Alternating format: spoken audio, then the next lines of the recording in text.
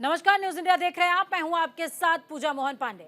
24 के आम चुनाव का काउंटडाउन शुरू हो गया है और घड़ी के इस टिक टिक के बीच बीजेपी की पहली सूची भी जारी हो गई है। इस लिस्ट में विपक्षियों के लिए कई सारी शॉकिंग एलिमेंट मौजूद हैं और मौजूद है 400 पार के संकल्प के सिद्धि तक जाने का रास्ता भी। हम ऐसा इसलिए कह रहे हैं क्योंकि इस लिस्ट में कई पुराने उम्मीदवारों को दोबारा मौका मिला तो कई मौजूदा मंत्रियों तक के टिकट काट दिए गए। बीजेपी की पहली सूची दोहरे शतक से बस 5 आंकड़ा कम है, यानी कि 195 उम्मीदवारों का नाम घोषित किया गया है, जिसमें 34 मौजूदा केंद्रीय मंत्रियों के नाम शामिल हैं। इस सूची में बीजेपी ने 33 मौजूदा सांसदों के टिकट काटे और जानकारों की माने तो इन उम्मीदवारों के टिकट पर कैची उनके क्षेत्र के माहौल और उनके बड़बोलेपन की वजह से चली है। बीजेपी ने लिस्ट तैयार करने में कई मुद्दों को खास ध्यान में रखा, जहन में रखा। खास तौर पर अगर उत्तर प्रदेश की बात की जाए तो एक बार फिर से पिछड़ा वर्ग का कार्ड खेला गया है, क्योंकि घोषित किए गए 51 में से 21 सीटों पर पिछड़ा वर्ग के उम्मीदवार उतारे गए। पिछड़े वर्ग में लोधी, कुणबी, जाट और गुर्जर सहित सभी प्रमुख बिरादरियों को मौका मिला है। परंपरागत अगड़े वोट बैंक को साधने के लिए बीजेपी ने 10 ब्राह्मण, 7 ठाकुर और 1 पारसी को भी टिकट दिया है। बीजेपी की पहली लिस्ट जारी होने के बाद मध्य प्रदेश के पूर्व मुख्यमंत्री शिवराज सिंह चौहान, मामा जी समेत कई दिग्गजों ने अपना बयान दिया। मामा क्या कह रहे हैं सुनिए, और इसके अलावा मनोज तिवारी की प्रतिक्रिया भी आपको सुनाएंगे।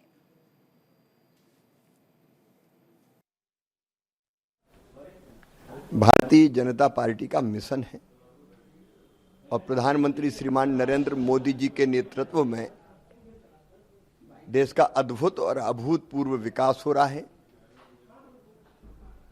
और जन कल्याण के कामों में इतिहास रचा गया है। हम सब राष्ट्रीय पुनर्निर्माण के मिशन के कार्यकर्ता हैं और पार्टी जो काम उचित समझती है वो काम पार्टी के कार्यकर्ताओं को देती है। अभी पार्टी ने हम जैसे कार्यकर्ताओं को चुनाव लड़ाने का फैसला किया है। राष्ट्रीय पुनर्निर्माण के मिशन में गिलहरी की तरह योगदान देने का अवसर पार्टी ने दिया है। देखिए, इस देश की जनता ने, इस देश के लोगों ने मोदी जी को ऐसा दिल में बसाया है कि नरेंद्र मोदी जी की हैट्रिक में तो किसी को कोई डाउट नहीं है। इसमें हम भी शामिल रहेंगे कार्यकर्ता के रूप में। ये मेरी एक खुशी है और पार्टी ने ये विश्वास दिया है। पार्टी का बहुत धन्यवाद। नरेंद्र मोदी जी जो हमारे देश ही नहीं पूरी दुनिया के जो आशा और विश्वास के केंद्र हैं, उन्होंने विश्वास जताया है। हम इस विश्वास पे खरा उतरने की कोशिश करेंगे। अब हमारा टारगेट दिल्ली की 7 सीटों को, हम 2019 में 56% वोट से 56% वोट शेयर लेके जीते थे। इस बार हमें इस 56% वोट शेयर को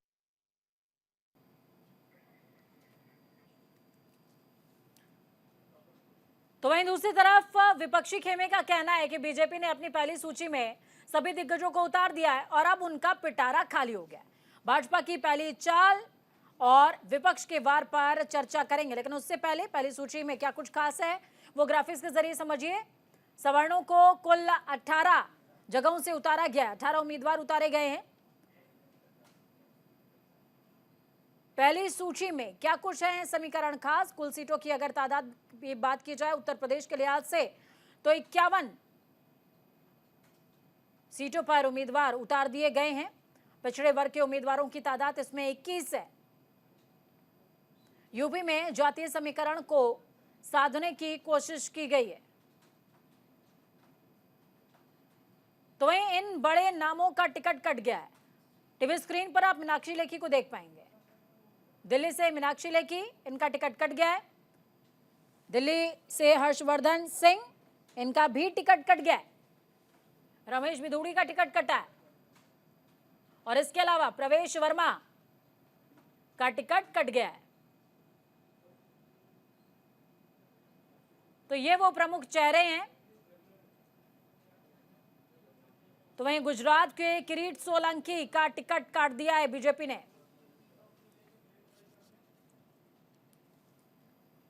34 लोगों का टिकट कटा है, जिसमें मध्य प्रदेश से साध्वी प्रज्ञा ठाकुर भी हैं। गोडसे को लेकर के बयान दिया था और उसके बाद प्रधानमंत्री ने कहा था मैं कभी माफ नहीं करूंगा, और माफ किया भी नहीं, टिकट काट दिया है। हर्षवर्धन, डॉक्टर हर्षवर्धन के टिकट कटने के पीछे एज फैक्टर को वजह बताया जा रहा है। मीनाक्षी लेखी हालांकि पूरे टेन्योर में अपने एक्टिव रही हैं, लेकिन इनका टिकट कट गया। तो वहीं रमेश बिधूड़ी, आपको याद होगा कि रमेश बिधूड़ी ने किस तरीके से दानिश अली को भरे सदन के अंदर आपत्तिजनक संबोधन से संबोधित किया था, जिसके बाद पेन डाउन किया बीजेपी ने और रमेश बिधूड़ी का टिकट काट दिया है। प्रज्ञा ठाकुर, गोडसे पर इन्होंने बयान दिया था, प्रधानमंत्री ने दिल पे बात ली और कहते हैं कि शरीर का हर सिस्टम बदला जा सकता है, लेकिन बात अगर दिल पर ले ली जाए तो वो कैसे बदली जाएगी। तो फिलहाल सीट से उम्मीदवार बदल गया है।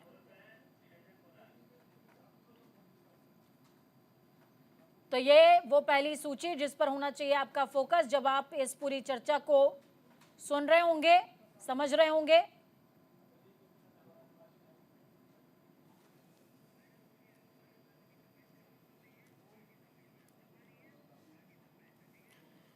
तो चलिए चर्चा का रुख करते हैं। चर्चा को खास बनाने के लिए हमारे साथ मेहमानों का लंबा पैनल मौजूद है।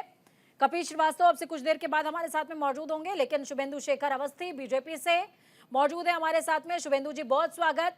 और इसके अलावा निरंजन पोद्दार राजनीतिक विश्लेषक है हमारे साथ। निरंजन जी बहुत स्वागत है आपका। केवल ढींगरा जुड़े हैं कांग्रेस से। केवल जी बहुत स्वागत है आपका। और स्वागत के साथ सवाल केवल ढींगरा जी आपसे ही मेरा होगा। बीजेपी की पहली सूची जारी हो गई है, इसके बाद कांग्रेस की दिल की धड़कनें कितनी बढ़ी हुई हैं?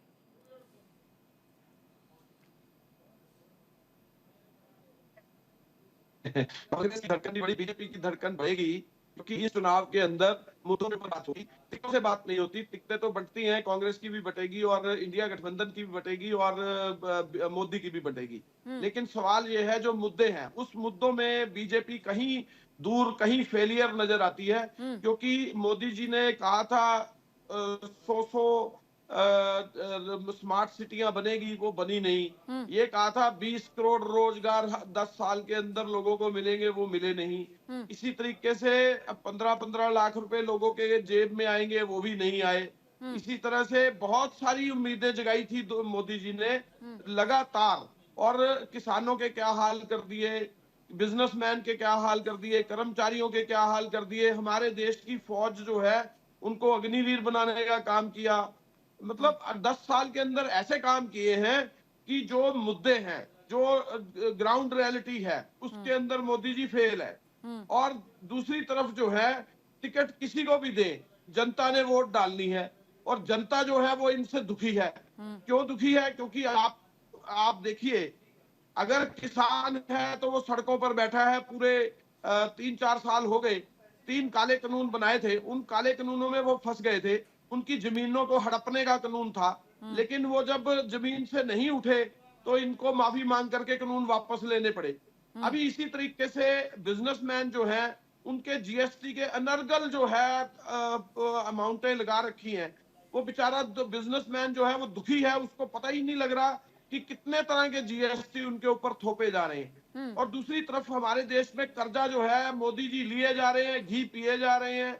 8,400 करोड़ के एक जहाज में यात्रा करते हैं, और हर रोज नए नए सूट पहनते हैं, नया नया सिस्टम पहनते हैं, लेकिन आम आदमी को बहुत बुरी हालात में रखा हुआ है। और एक बात और नारा देते हैं कि 80 करोड़ लोगों को मैं फ्री राशन दे रहा हूं। अरे भाई साहब, उनको राशन नहीं, उनको काम की जरूरत है। उनको काम दीजिए ना, उनको राशन तो चाहिए नहीं, वो तो काम करना चाहते हैं। आप उनको अपंगु क्यों बनाना चाहते हैं राशन दे करके? आप उनको काम दीजिए, उनको जो 20 करोड़ रोजगार देने का वायदा किया था वो दीजिए, वो चाह रहे हैं। किसान अपनी ठीक है फसल केवल का जी, लागत मूल्य चाह रहा है, आपकी वो सारी बातें ठीक है और सारी बातें सर आंखों पर, लेकिन एक मुद्दे पर मैं थोड़ा सा बोलूंगी। वो मुद्दा ये कि देखिए, भारत देश का प्रधानमंत्री फटे कपड़े पहन के तो अच्छा नहीं लगेगा, वो ऐश्वर्यपूर्ण ही अच्छा लगेगा, और अच्छा वैसा ही लगना चाहिए।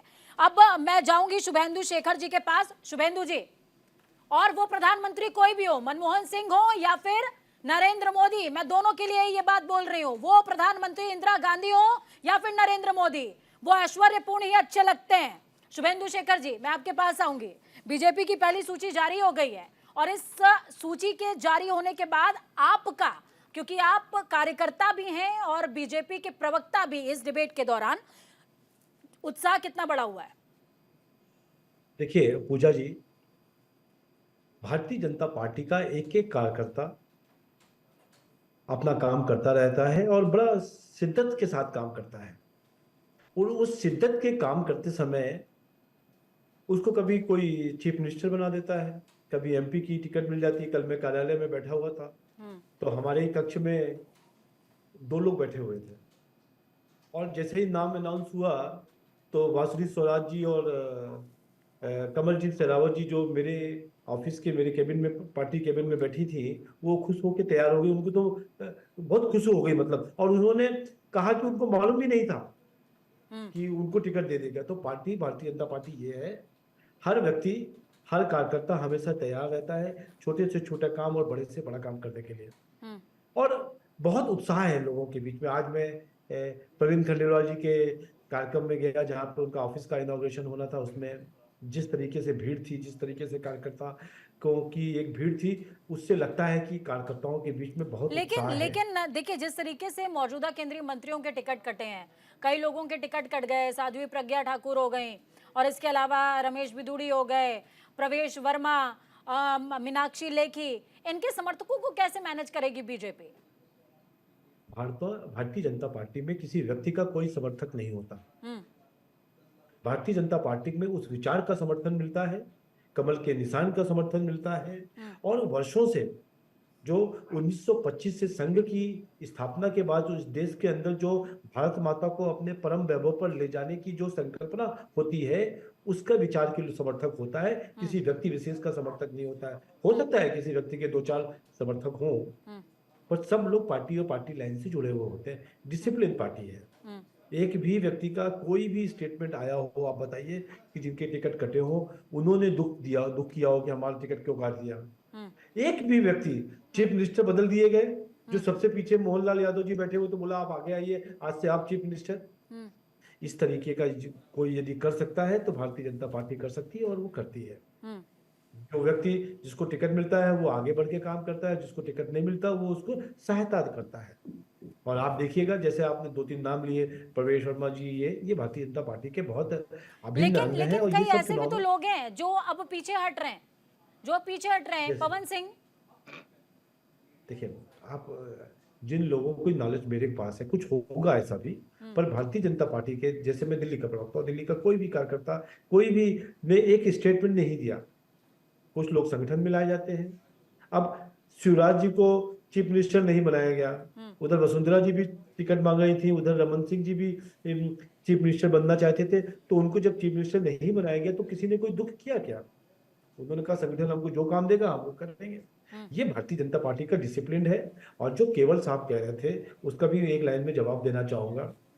मेरे को लगता है कि केवल साहब के अंदर बिल्कुल एक घृणा भरी हुई है, घृणा जिसको कहते हैं प्रधानमंत्री के लिए। जब भी ये मुंह खोलते हैं तो उसको बिल्कुल गंदे तरीके से पेश करते हैं। कभी किसी ने नहीं कहा कि 15 लाख रुपए केवल जी के अकाउंट में आएंगे। क्या काम किया था इन्होंने 70 सालों में कि जो इनके अकाउंट में 15 लाख रुपए दिए जाए? 15 लाख रुपए देने का एक विचार रखा गया था कि यदि विदेश के अंदर जो पैसे भारत में आ जाए तो एवरेज एक आदमी के अकाउंट में 15 लाख रुपए होते हैं। इस बात को कहा गया था, परंतु केवल जी ने उसको दिल में ले लिया। रोज सुबह शाम अपना अकाउंट खोल के देखते हैं कि शायद पैसा आ गया हो। दूसरी चीज, आज 70 सालों में कोई काम नहीं किया। आज आप यदि मोदी जी की तुलना किससे करना चाहते हो? राहुल बाबा जी से, जिनको 10 लाइन सीधी बोलनी नहीं आती है। और केवल जी, आप लोगों को शर्म भी नहीं आती है कि किसी राष्ट्रीय चैनल पर बैठकर किस तरीके से आप अपने प्रधानमंत्री के विषय में बोल रहे हो कि सूट नहीं पहनते हैं, सूट पहनते हैं, महंगे सूट पहनते हैं। अरे हवाई जहाज में बैठते हैं। हवाई जहाज किसने खरीदा था? मनमोहन सिंह जी ने। पेमेंट किसने किया था? मनमोहन सिंह जी का ऑर्डर था। तब कहां गए थे? तब आप क्या नहीं सोच रहे थे? भारत का प्रधानमंत्री अच्छे कपड़े पहनने चाहिए, विश्व में सबसे आगे होना चाहिए, विश्व में भारत सबसे आगे जा रहा है। जहां आपने 12वीं अर्थव्यवस्था पे भारत को छोड़ा था, ठीक है, आज वो उसपे काउंटर 5वीं शुभेंदु जी अवस्था मैंने पे खुद ही है, कर तीसरे दिया, में जा रहा है। उस पे काउंटर मैंने खुद ही कर दिया। देखिए तो ये उस पे इतने काउंटर मैंने गंदा- खुद ही कर इतना दिया गंदा सर। सोचना, इतना गंदा सोचना अभी और विषय पे इस रहते हैं तरीके सर। की विचार रखना गलत बात है। अभी विषय पर रहते हैं। अभी कपीश जी भी हमारे हाँ। साथ में जुड़ गए। कपीश जी, अखिलेश यादव ने बयान दिया। अखिलेश यादव जी ने साफ तौर पर कहा कि बीजेपी का पिटारा खाली हो गया है। 195 दिग्गज थे और 195 काट दे, सारे पत्ते खोल दिए, अब कहां से आएंगे? आप भी इस बात से इत्तेफाक रखते हैं क्या? देखिए, हम तो साफ इस बात को कहते हैं कि भारतीय जनता पार्टी के पास कोई भी हो, किसी को भी खड़ा कर ले, लेकिन पिछले 10 वर्ष के रिपोर्ट कार्ड में बेरोजगारों को रोजगार देते हुए नहीं दिखते, महंगाई को बढ़ाते हुए दिखते हैं, कम करते हुए नहीं दिखते। इस देश के ऋण को 80% उन्होंने जो है वो फंसा दिया है देश के में ऋण लेकर के। 105 लाख करोड़ रुपए का इन्होंने पिछले 9 वर्षों में लिया, और जबकि 14 प्रधानमंत्रियों ने मिलकर के पिछले 60-65 वर्षों में केवल 55 लाख करोड़ रुपए लिया। और बावजूद इसके ये 23 से 24 कंपनियां पब्लिक सेक्टर को रोज हर वर्ष बेच रहे हैं। उसके इन्वेस्टमेंट से जो है वो 6 लाख करोड़ रुपए केवल ब्याज भर रहे हैं। तो ये तो कहने की बात है ना कि इन्होंने विकास तो किया नहीं। अगर विकास कर रहे होते, इनकी अर्थव्यवस्था मजबूत होती, तो डॉलर की अपेक्षा रुपए को मजबूत होना चाहिए था। लेकिन वही बांग्लादेश का टका भी हमसे मजबूत हो गया। ये बहुत लेकिन शर्मसार कपीश करने जी, वाली घटना है। कपीश जी आप अपने यादव वोट बैंक के बारे में सोचिए। सुना है आज बीजेपी ने यूपी के अंदर यादव महासम्मेलन करवाया है।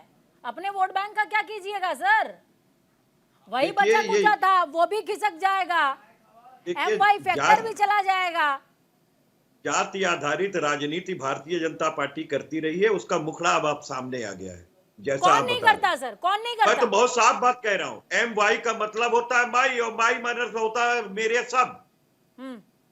ये किसने कह दिया? अच्छा, मुस्लिम मुस्लिम और यादव क्या होता है? क्या केवल मुस्लिम और इन यादव दोनों क्या को होता है मिला कपीश के हम साहब? 4 बार उत्तर प्रदेश में सरकार बना लेते हैं? ये हम पे तोहमत जड़ा है। एमवाई का मतलब और होता मैं- है माई। माई एमवाई मतलब क्या सब। बात? इसी पे हाँ, स्टक मेरे- क्या रखिए कपीश सर। जी, कपीश जी क्या सोच के बोलते हो आप लोग? बाकी लोग मैं तो कह बेवकूफ रहा हूं बैठे हुए हैं इसी यहाँ पे। पर है। लेकिन ये जो है आज यादव सम्मेलन करने पे क्यों मजबूर हो रहे हैं? हमें बतावें शुभेंदु जी कि आप मजबूर क्यों हैं? आप तो राजभर साहब से यादवों को गाली दिलाते हैं, हाँ। अपने साथियों से। घोसी के अंदर उन्होंने कहा कि अहिरों को बुद्धि जो है वो 60 साल के बाद आती है, और 12 बजे के बाद ये जगते हैं। ठीक है, ठीक है। आप हमारे मुझे साथ में बताइए, आप निरंजन जी यादवों का जुड़े हो। सम्मेलन करके करेंगे क्या? ठीक है कपीश जी, बहुत अच्छी बात कही आपने, माई मतलब माई। हाँ हम लोग भी याद रखेंगे शुभेंदु इसको। जी, मैं ओपनिंग रिमार्क निरंजन जी से भी ले लूं। निरंजन जी, ये साफ तौर पर कह रहे हैं कि यादव वोट बैंक की जरूरत क्यों पड़ी? कह रहे हैं मजबूरी है, लेकिन बीजेपी कह रही है मजबूती देना कौन सी मजबूरी होती है भाई? आप क्या कहेंगे सर?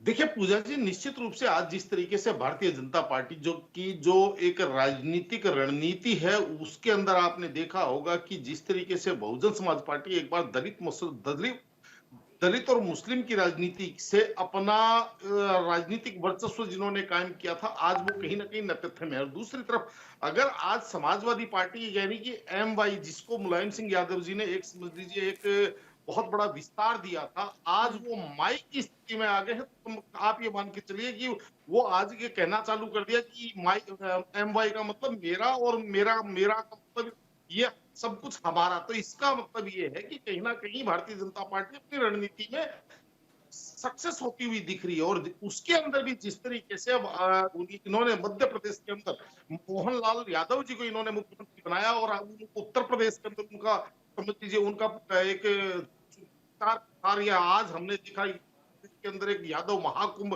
तो कहने का तात्पर्य उसके अंदर भी एक सेंधमारी की स्थिति। और वहां पे आपने देखा होगा कि जिस तरीके से कृष्ण भगवान के चित्र लगे हुए थे, और पहले अयोध्या और अब मथुरा पे आकर के मेरे को ऐसा लगता है कि कहीं ना कहीं समाजवादी पार्टी को फंसाने की रणनीति चल रही है। और इसके अंदर ये मैं बता दूं आपको कि इनको फंसना ही फंसना पड़ेगा, क्योंकि अगर ये मथुरा नहीं गए तो कहीं ना कहीं अपने समाज के अंदर भी मेरे हिसाब से थोड़ा सा कोप भाजन का शिकार हो सकते हैं। और मथुरा कपीश जी काउंटर है आपका सर? दूसरी तरफ कपीश जी काउंटर है। देखिए, हमारे मित्र जो हैं इस देश के धर्म को राजनीति से जोड़ने की कोशिश कर रहे हैं। राजनीति का और अपना इस एक देश धर्म में होता है, कब लेकिन धर्म धर्म की राजनीति से नहीं राजनीति जुड़ा होती। सर? मैं तो साफ इस बात को कह रहा हूं कि समाजवादी पार्टी ने सभी धर्मों का, सभी संप्रदायों का हमेशा इज्जत किया है। हमने कभी किसी धर्म को आधार बना करके कोई राजनीति नहीं की है। और जो ये तुष्टीकरण की बात करते हैं तो अच्छे अधिक सर लोगों का कृष्ण जी तुष्टीकरण मेरे किया जाता सपने में आए, ये बयान शायद अखिलेश यादव जी का ही था। है। तो ये तो भूली बहुत नहीं हूं मैं अभी ही तक सर। ये तो बहुत ही निजी बयान है कि हमारे वो तो उसको वंशज है सार्वजनिक क्यों कर दिया सर? विष्णु भगवान का मंदिर भाई तो बन बता रहा था, रहे हैं उसका कि भी सार्वजनिक तो क्यों कर दिया वंशज सर? हैं। कई बार मेरे भी इनको मेरे अपमानित सपने में करने आया, का लेकिन काम कर मैंने रहे इसको हैं। अपने सोशल जिन मीडिया यादवों को ये प्लेटफॉर्म पे गाली नहीं बोला दिलवाने है का सर। काम कर रहे हैं, जो ये व्यक्ति कहते रहे हो कि ये तो आयोगी यादव आयोग चलता था, हाँ। आज उन्हीं के सहारे जाना पड़ रहा है, उन्हीं के वंशजों के सहारे जाना पड़ रहा है। आज आप देवी देवता की उपासना भी शुरू कर दिए, क्योंकि आपको मालूम है कि विकास के नाम पे चूंकि आपने कुछ नहीं किया, बेरोजगारी आप मिटा नहीं सके, पेपर ऐसे लीक हो रहे हैं कि 60 लाख 5,000 पोस्टों के लिए हमारे युवक लेकिन जो ठीक है है, वो ठीक है इम्तिहान कपिल दे जी, रहे देखिए हैं। आपका लॉजिक ठीक है, मैं उस पर सवाल नहीं उठा रही हूँ, लेकिन इस देश की सियासत कब धर्म से अछूती रही है सर? और अगर अछूती रहती तो स्वामी प्रसाद मौर्य से आपको किनारा क्यों करना पड़ा? इस बात का भी जवाब दे दीजिए। देखिए बहुत स्पष्ट सी बात कह रहे जी। हैं, हम किसी भी मजहब के ऊपर कोई टीका टिप्पणी नहीं चाहते हैं, क्योंकि राजनीति देश से होती है और देश मुद्दों से चलता है। धर्म एक व्यक्तिगत आस्था का विषय होता है, वो हर व्यक्ति अपनी अपने धर्मों को मानने शुभेंदु के जी लिए आजाद काउंटर है है। आपका। लेकिन अगर कोई पार्टी भैया। धर्म को आधार बनाकर उसके पीछे छुप करके मुख्य एजेंडे से पीछे हटना चाहती है, तो इस बार 2024 के अंदर जनता इनको पासा पलट देगी। ठीक और है, जनता ठीक है, अपनी बेरोजगारी ठीक है, पे मत कपिल जी, डालेगी, आपके महंगाई पे आपके डालेगी, बयान का किसान जवाब मैं आंदोलन चल शुभेंदु रहा जी है, से 750 लूंगी। किसानों यहाँ पर को। वक्त एक छोटे से ब्रेक का हो गया है, वक्त ब्रेक का हो गया है। ब्रेक के उस पार जब मैं वापस आऊंगी तो शुभेंदु जी से इस बात का जवाब लूंगी। वक्त छोटे से ब्रेक का। ब्रेक के बाद एक बार फिर से आप सभी का स्वागत है। चर्चा और बात बीजेपी के पहले कदम और विपक्ष के वार पर हो रही है। बीजेपी की मास्टर स्ट्रोक की हो रही है और विपक्ष ने जिस तरीके से बीजेपी को घेरा है और कहा कि पिटारा खाली हो चुका है, इस बात पर हो रही है।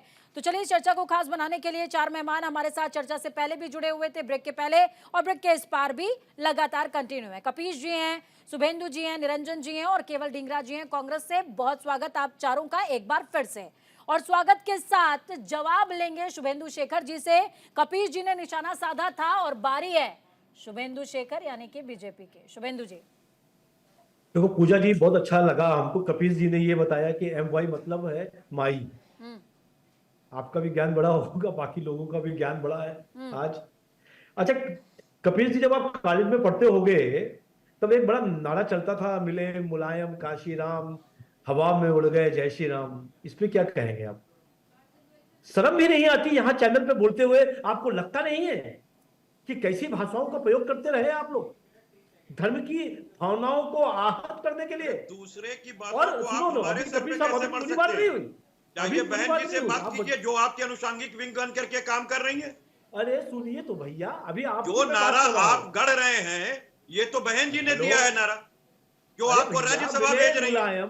सुनो मुले जिनके विधायक आपको राज्यसभा भेज रहे हैं उन बहन जी का ये नारा है।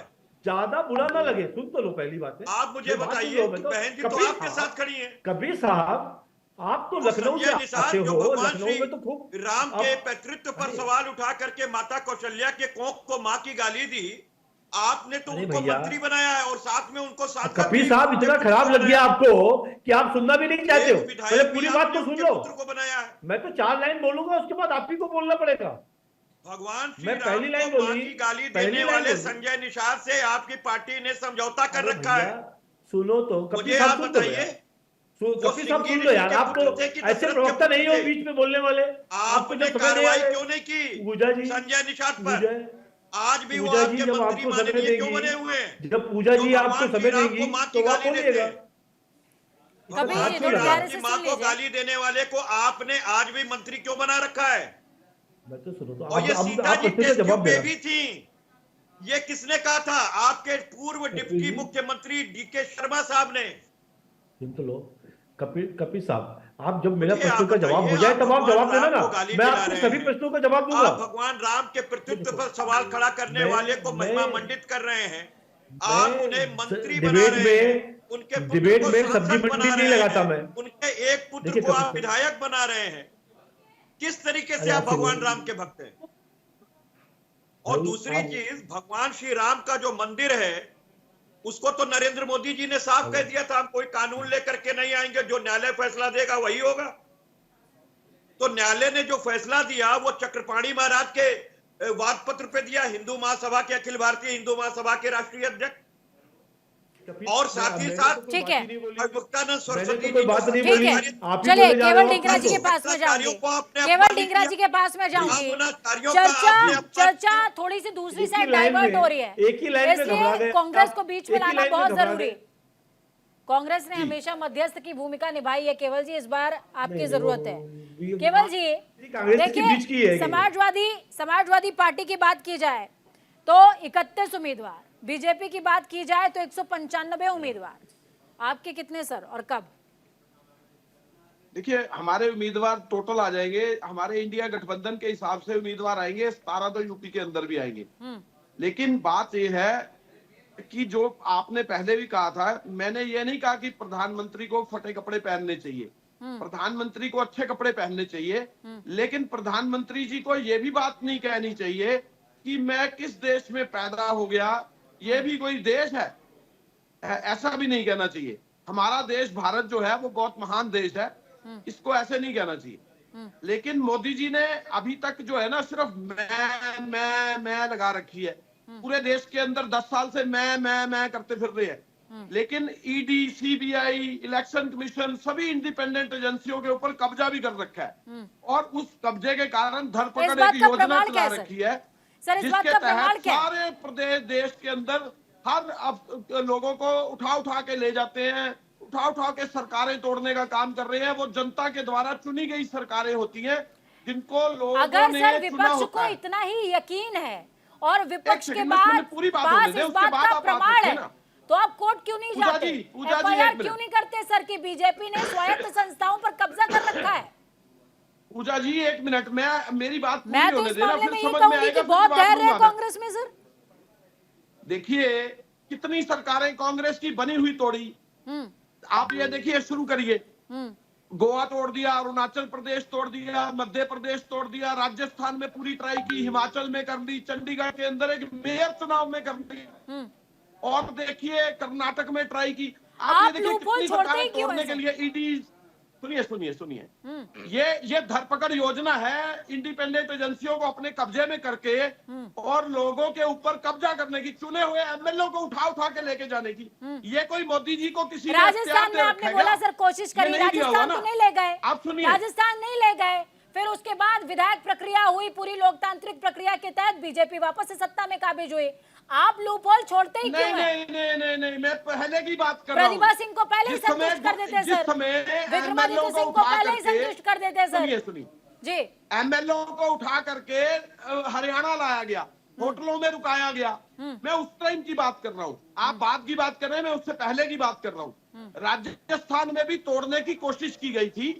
आपको शायद नहीं मालूम होगा तो चेक कीजिएगा, मैं आपको बता रहा हूँ कि एमएलए, कांग्रेस के एमएलए गुड़गांव लेकर के गए और वहां होटलों में ठहराए गए कई दिन, फिर ये फ्लॉप हो गए, फ्लॉप शो हो गया, और फ्लॉप शो हुआ था, आप चेक कीजिएगा। मैं एक और बात कहना चाहता हूँ, जिस तरीके से देश के अंदर काला धन आ रहा है, ये बात मोदी जी ने कही थी ना, तभी तो नोटबंदी की थी ना, 15-15 लाख रुपए लोगों के खाते में आने थे ना, उसके बाद में कह दिया ये जुमला था। इसका मतलब मोदी जी देश के अंदर काला धन 10 साल में लेकर के नहीं आए, तभी तो 15 लाख रुपए जुमला हो गया ना।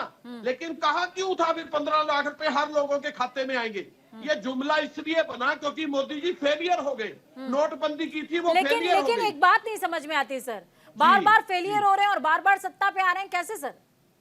यही तो धरपकड़ योजना है, इलेक्शन कमीशन को कब्जे में लिया है, ईडी को, सीबीआई को, ये सारी एजेंसियों को, इंडिपेंडेंट एजेंसियों को कब्जे में ले रखा है। अच्छा। इसीलिए तो ये हो रहा है।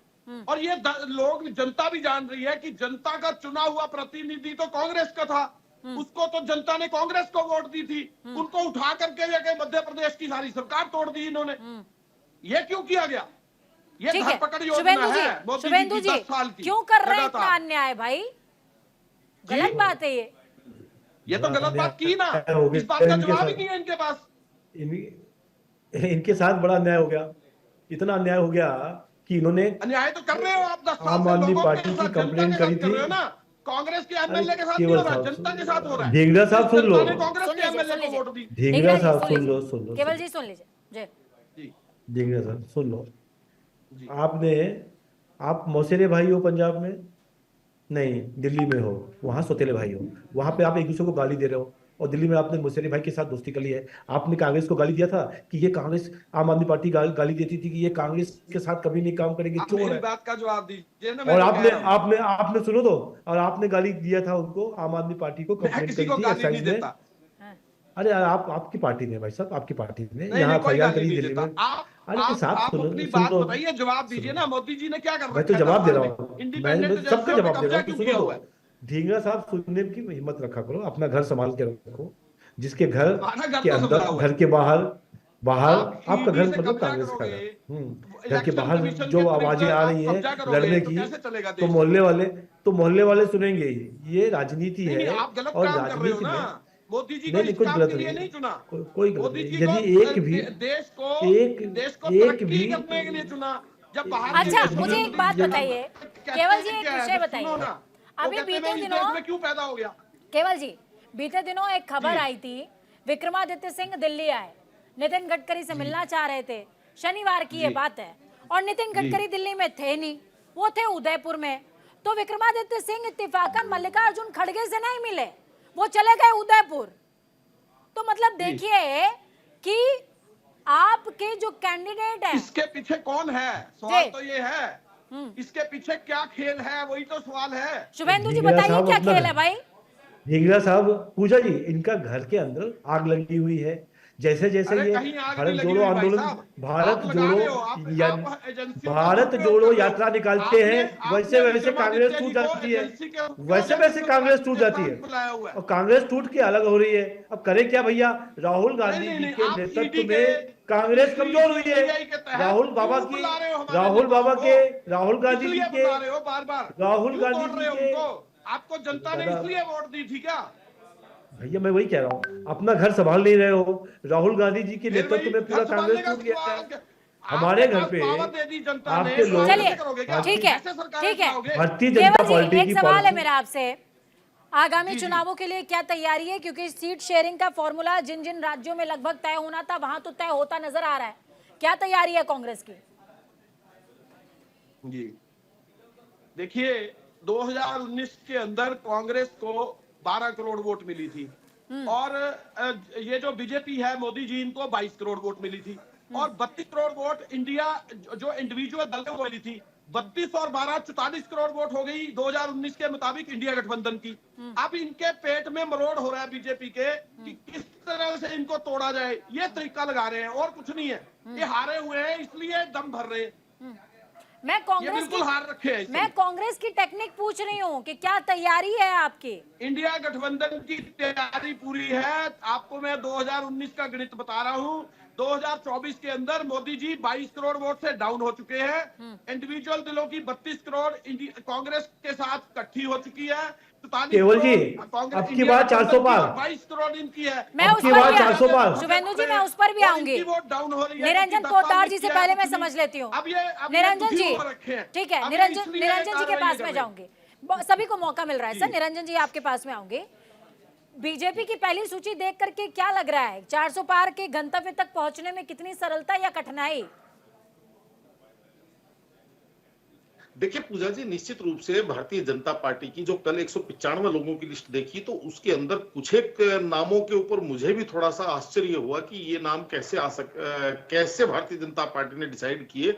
किंतु इसके अंदर मैक्सिमम लोगों को इन्होंने, आपने देखा होगा कि रिपीट किए हैं। यानी कि भारतीय जनता पार्टी ने एज राजनीतिक पार्टी अपने जो सांसद हैं उनके काम से संतुष्टि मानी। अब ये जनता को डिसाइड करना है कि वोट उन सांसदों के रिपोर्ट कार्ड के ऊपर देंगे, वोट केंद्र सरकार के ऊपर देंगे, वोट नरेंद्र मोदी जी के नाम पे देंगे। अब ये चीज जनता के मूड में, लेकिन जिस तरीके से भारतीय जनता पार्टी ने अब ये जनता के सामने जो अपने आप को प्रस्तुत किया है, तो मुझे ऐसा लग रहा है कि वहां पे नरेंद्र मोदी जी का चेहरा और केंद्र सरकार के काम, इन दो ठीक चीजों है को निरंजन जी, एक विषय में और आगे रख समझना करके चाहूंगी। एक विषय और समझना चाहूंगी। देखिए, पिछली बार के इलेक्शंस की अगर बात करूं तो बीजेपी का जो आंकड़ा था 303 का, उस आंकड़े के अकॉर्डिंग 85 ऐसे सांसद थे जो ओबीसी वर्ग से आते थे और जीत करके सदन के अंदर पहुंचे। इस बार पहली ही सूची में, जिसमें 195 नाम है, 57 नाम ओबीसी से आते हैं। तो क्या ओबीसी की सियासत को बरकरार रखा है बीजेपी ने? देखिए, निश्चित रूप से भारतीय जनता पार्टी हर एंगल से चीज को देखती है, जिसके अंदर तमाम वर्गों को भी समाहित करने के प्रयास करती है और साथ में यह चीज भी देख करके चलती है कि कौन व्यक्ति जिताऊ है और कौन व्यक्ति कितना टिकाऊ है। तो जिस तरीके से अभी कांग्रेस के प्रवक्ता ढींगरा जी कह रहे थे कि इनके यहाँ कैंडिडेट तो नियुक्त कर देते हैं, लेकिन ये जो बार अभी जो कह रहे थे कि भाई हमारी सरकार, फलानी सरकार टूट गई, ढिमकानी सरकार टूट गई, तो आप अच्छा प्रोडक्ट भी लेके आइए कि वो टूटे नहीं। आप जब अपने प्रत्याशी चयन को जब करते हैं या उनका जब प्रशिक्षण करते हैं या उनके अंदर आप क्या देखते हैं कि आपने उनको टिकट दे दिया, चुनाव जीतने के बाद में वो बिक गए या वो डर गए या वो समझ लीजिए टूट गए। तो कहने का तात्पर्य ये है कि यहाँ पे आप देखेंगे तो भारतीय जनता पार्टी का इसके अंदर सबसे कम ग्राफ है जो इधर से उधर पाला बदलता है, पहली बात। दूसरी बात देखिए, ऐसा है पूजा नहीं जी, तो सर इनका पाला बदलेगा कैसे? ये तो दूसरे के अपने यहाँ ले आते हैं ना। नहीं, आप एक चीज, जहां पे भारतीय जनता पार्टी जिन प्रदेशों के अंदर हारती है वहां पे भी भारतीय जनता पार्टी को, अब आप देखिए मेरे हिसाब से अभी कर्नाटक के अंदर एक विधायक ने क्रॉस वोटिंग करी है, अपोजिशन चुनाव तो वहां पे भी हुई है। जबकि राज्यसभा चुनाव के अंदर सत्ताधारी जो दल होता है, यानी कि प्रदेश के अंदर जो सत्ताधारी दल होता है, कहीं ना कहीं उसकी बहुत बड़ी धमक मानी जाती है। लेकिन यहाँ पे आप देखेंगे तो हिमाचल के अंदर भारतीय जनता पार्टी ने सत्ताधारी दल कांग्रेस के, यानी कि उनके सत्ता में होते हुए अपना कैंडिडेट चुनाव जितवा लिया। तो कहने का तात्पर्य ये है कि शुभेंदु जी से मैं एक सवाल लूंगी। शुभेंदु जी देखिए, इसके बाद कपीश जी मैं आपके पास आऊंगी। शुभेंदु जी, सवाल यही है, अखिलेश यादव कह रहे हैं कि आपके पास 195 शेर थे, वो सारे शेर आपने 195 के 95 पहली सूची में लॉन्च कर दिए। अब बाकी के लिए क्या होगा, या फिर 195 में बीजेपी लड़ रही है? देखिए पूजा जी, अभी 195 शेर आ गए हैं, 2-3 दिन का वेट करिए, मीटिंग चल रही है और भी बाकी शेर आ जाएंगे। इसको घबराने की बात नहीं है, ना कपीश जी को ना ही अखिलेश जी को। हमारी जो कमेटियां हैं, जो हम लोग इसको तय करने वाले लोग हैं, वो सब लोग एक एक सीट के ऊपर काम कर रहे हैं। जहां जहां पर आपस में तय होकर क्लियर हो गया है वहां पे क्लियर कर दिया गया है। तो 195 शेर आपने देख लिए हैं, बाकी शेरों का इंतजार करिए, 102 दिन के अंदर आपको बाकी शेर भी दिख जाएंगे। ठीक है, एक चीज और अश्योर करते जाइए शुभेंदु जी, साउथ से बीजेपी को कितनी उम्मीदें? 129 से 130 सीटें आती हैं, अगर लक्षद्वीप और पांडिचेरी को भी मिला लिया जाए तो 131 का आंकड़ा बैठता है। उसमें से कितना आप मान रहे हैं कि बीजेपी होल्ड करने जा रही है इस बार? देखिए, हम लोगों ने बहुत काम किया है अभी कुछ वर्षों में, पांडिचेरी में भी, साउथ में भी। हमको लगता है कि यदि 129 130 सीटों में का यदि चुनाव होता है तो हम लोग 60 सीटों में बहुत अच्छी स्थितियों में हैं। बाकी चुनाव का रिजल्ट बताएगा। 60 से ऊपर संख्या को लेके हम वहां से भी साउथ से कपीश जी, आपके लिए एक सवाल है मेरे पास। सवाल ये कि देखिए, स्वामी प्रसाद मौर्य हट गए, संघमित्रा मौर्य को इन्होंने टिकट नहीं दिया, और अगर वोटों का विकेंद्रीकरण हो गया तो ये बात तो समझते हैं ना, बीजेपी यही चाहती है कि वोटों का विकेंद्रीकरण हो जाए और लाभ मिले, और वो हो गया तो फिर कैसे होगा मामला सेट? भारतीय जनता पार्टी ऐसे ही बहुत ज्यादा व्यतीत नहीं है। जो जितनी संस्थाओं की चूल्हे इन्होंने हिलाई है, सबको एक्टिवेट कर रखा है और हर देश के हर कोने में कर। आप भी एक्टिवेट करिए ना सर, बुराई क्या है? क्या मेरे पास एजेंसी है, सीबीआई की, ईडी की है, इलेक्शन कमिश्नर मेरा है। अभी आप कह रहे हैं कि दुआई दे रही पूछ रही थी हमारे कांग्रेस के, ध्यानपूर्वक सुनिएगा, आपको गिना रहा हूँ और अपनी उंगली पे गिनते जाइए। इस देश का लोकतंत्र ईवीएम से चलता है और 20 लाख ईवीएम मिसिंग है, बाकायदा केस चल रहा है, सरकार जवाब लगाने से भाग रही है हाईकोर्ट। आप मुझे बताइए, जिस चीज पर लोकतंत्र कायम है उसकी 20 लाख ईवीएम मिसिंग, लोकतंत्र है क्या? दूसरी चीज आपको मैं पूछ रहा हूँ, इसी ईवीएम की पारदर्शिता पे मोदी जी ने स्वयं तमाम भाषण दिए थे जब यूपीए की गवर्नमेंट चल रही थी। जीवीएल नरसिम्हा राव जो इनके राज्यसभा के सांसद और इनके महासचिव हैं, राष्ट्रीय उपाध्यक्ष हैं, उन्होंने बकायदा एक ईवीएम के हैकिंग पे किताब लिखी, जिसका कि विमोचन आडवाणी साहब ने किया। उस समय ये मानते थे कि ईवीएम हैक होती है, अब नहीं मानते हैं कि नहीं होती। ठीक है, अब मैं मानते तीसरी हैं बात या नहीं कहता हूं। मानते हैं, इस बात का नहीं, जवाब ले सुनिए, लेते हैं। सुनिए। एक बात का जवाब ले लेते हैं। सबसे बड़ी बात सुन ले, सबसे बड़ी बात सुन ले। अभी आप देख लीजिए कि संवैधानिक पीठ ने 5 जजेस की बेंच ने स्पष्ट रूप से कह दिया कि मोदी जी ने जो चुनावी बांड लाया, ये एक सबसे बड़ा भ्रष्टाचार था और ये जो है गैर कानूनी है, असंवैधानिक है। 12,000 करोड़ रुपए इनको चंदे आए हैं, उन चंदों का इस्तेमाल इन्होंने क्या ठीक है किया? सर, इलेक्टोरल बॉन्ड को बताइए ये। मैं भी उसको कौन गलत सी मानती सरकार हूँ गिराई, सर, कौन उसको सी मैं भी सरकार गलत मानती बनाई? हूँ, उसको मैं भी गलत मानती हूँ और खुले मन से कह रही हूँ कि गलत मानती हूँ। चलिए, बताइए ना, मैं संवैधानिक शुभेंदु जी के संस्थाओं पास को जा रही हूँ है और कि नहीं? ईवीएम पे बयान गलत लेते और हैं। गलत सर, कानून समय बना खत्म रहे हो हैं कि नहीं जाएगा, बना जवाब ले लेने दीजिए, ये बहुत इंपॉर्टेंट सवाल है। शुभेंदु जी, देखो, ईवीएम अभी तो कभी जी हारे भी नहीं है, चुनाव का डेट भी नहीं आई है, ईवीएम को शीलर से ज्यादा बदनाम कर दिया है। जब ईवीएम होता है, वोटिंग होती है, हर दिन ईवीएम को चेक किया जाता है, वोटिंग से पहले साइन होता है, सील होता है, उसके बाद वोटिंग के बाद उस पर काउंटिंग होती है। और जब इलेक्शन कमीशन ने इन सबको बुलाया था कि भैया आके बताओ ये ईवीएम रखे हुए, कोई भी एक ईवीएम को हैक कर दो, तो कोई नहीं गया, कभी से भी नहीं गए। मेरा कहना है कि अभी से आपने हार मान ली है, इसलिए आपने ईवीएम पर इल्जाम लगाना बंद कर दिया, चालू कर दिया है। आप इसको बंद करिए, अपना काम करिए, क्योंकि आप इलेक्शन हारने के बाद फिर क्या बात करोगे। कपीश जी की ऑडियो को उठाइएगा प्लीज। जी जी, कपीश जी क्या कह रहे हैं? मैं पूजा जी ये पूछ रहा हूँ कि हमारे मित्र कब विपक्ष का जवाब देना सीखेंगे? ये बताएंगे कि 20 लाख ईवीएम क्यों मिसिंग है इस लोकतंत्र की धरती कहाँ से? पे आपने उसका ये बात उपयोग सुनी? और हमने तो दुरुपयोग सुनी और नहीं। सदुपयोग कौन कर रहा कहाँ है? पर कहीं पर भी ये सरकार कहीं पर भी इनकी कोई है खबर नहीं केंद्र के अंदर नहीं। और विभिन्न राज्यों में इनकी सरकारें हैं, ज्यादातर डबल भैया, इंजन की सरकारें इस देश में चल भैया रही है। ऐसा सुनो, ये नहीं बताएंगे ईवीएम कि हैक 20 होती, लाख ईवीएम कहाँ है? ईवीएम हैक होती, ये नहीं ईवीएम हैक बताएंगे कि होती, चुनाव आयोग की ईवीएम नियुक्ति हैक में होती तो कर्नाटक में न्यायमूर्ति सरकार को कैसे क्यों बनती इन्होंने हमारी। कानून के अपना कानून बना करके हटाया है? क्यों हटाया है? क्या मुख्य न्यायमूर्ति और सुप्रीम कोर्ट पर यदि इस ईवीएम देश हैक की होती तो सरकार कर्नाटक भरोसा में नहीं है? सरकार बनती। कपीश जी देखिए, ईवीएम जब तक नहीं थी तब तक पेटी चोरी का आरोप लगता था, अब ईवीएम आ गई है तो ईवीएम हैक का आरोप लगता है। कुल मिलाकर के उत्तराखंड में, कहना ये है हिमाचल कि में आपकी जो सरकार बनी हारने वाला है वो कांग्रेस की। कुछ ना कुछ तो आरोप लगाता ही है और जीतने नहीं, वाले के पूजा पास जी, आरोप ऐसा नहीं कुछ होते। नहीं है। मैंने आपको 20 बार कहा, आप एक अच्छी पत्रकार हैं, इनसे पूछिए 20 लाख ईवीएम मिसिंग है, 20 लाख मत पेटिका नहीं मिसिंग है। और कोई देखिए जहां सूचना नहीं मत है। पड़ रहा था ये वहां बैलेट कोई को सूचना टेम्पर्ड नहीं है। करते हुए पकड़े गए। अगर वहां कोई पर सूचना ईवीएम नहीं। होती तो टेम्पर्ड करते हुए हम लोग नहीं पकड़ पाते। आप क्यों आपके नहीं कौन सामने कहते है हैं कि सर? बैलेट से हो रहा था इसलिए चंडीगढ़ का मेयर बच गया। ये है लोकतंत्र को खतरा भारतीय जनता पार्टी से, निरंजन जी से जहां इस बात चुनाव का आयोग के लोग जवाब बैठा लेंगे। करके टेम्पर्ड करते हैं। निरंजन जी 30 सेकंड है सर, 30 सेकंड है सर, जवाब दीजिए प्लीज सर। देखिए पूजा जी, अभी पाकिस्तान के अंदर चुनाव हुए, वहां बैलेट पेपर से चुनाव हुए और सबने देखा कि बैलेट पेपर में घपला हुआ। और कपीश जी सुन दूसरी लेते हैं, तरफ 30 सेकंड है आप- सर, प्लीज जी, प्लीज सर। हाँ जी। दूसरी तरफ पूजा जी, अगर मैं एक सीधी भाषा में पूछूं, अभी उत्तर प्रदेश के अंदर 1.5 साल पहले नगर निकाय चुनाव हुए थे, वो तो सारे के सारे बैलेट पेपर से हुए थे। फिर वहां पे परिणाम इनके अपेक्षित क्यों नहीं आए?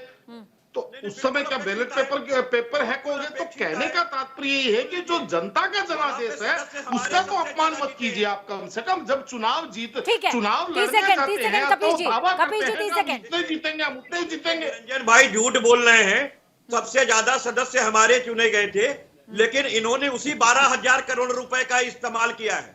और मैं ये कहता हूं बिकने वाला अपराधी है और खरीदने वाला अपराधी है। वो पार्टी ठीक है, कभी अपराध नहीं ठीक है, होती, आप चारों करती लोगों है, का बहुत शुक्रिया जो इस चर्चा विपक्ष को में बेहद बैठ खास कर- बनाने के लिए। तो आपने देखा, सुना और समझा, बीजेपी ने चलाए मास्टर स्ट्रोक। क्या विपक्ष हो जाएगा चित या फिर विपक्ष के वार में है दम? और इस दम के बाद जब सूचियां जारी होना शुरू हो जाएंगी और सभी दलों की, तो क्या और भी शॉक मिलने वाला है क्या? और सवाल ऐसे में यह भी कि आगामी बीजेपी की सूची में क्या विपक्ष के लिए और भी झटके इंतजार कर रहे हैं? वक्त छोटे से ब्रेक का, ब्रेक के उस पार खबरों का सफर लगातार जारी। बने रहे न्यूज इंडिया के साथ, क्योंकि हमें राष्ट्र की आवाज।